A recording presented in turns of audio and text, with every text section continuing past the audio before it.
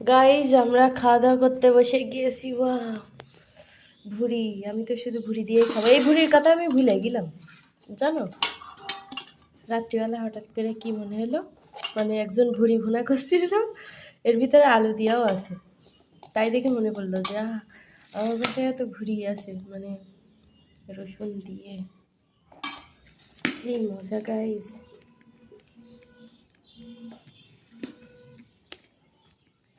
আর আজকে বেশি ভাজা ভাজা আছে, বেশি মজা লাগবে। নাও খাও, বিসমিল্লাহ বলে। গাইজ নেন, আপনারাও একটু খান।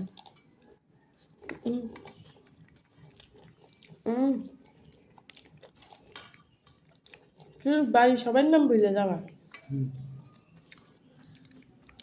অরিজিনালি এত মজা হয়েছে। দেখে বোঝা যাচ্ছে অনেক জ্বালানো হয়েছে না, ভুঁড়ি একটু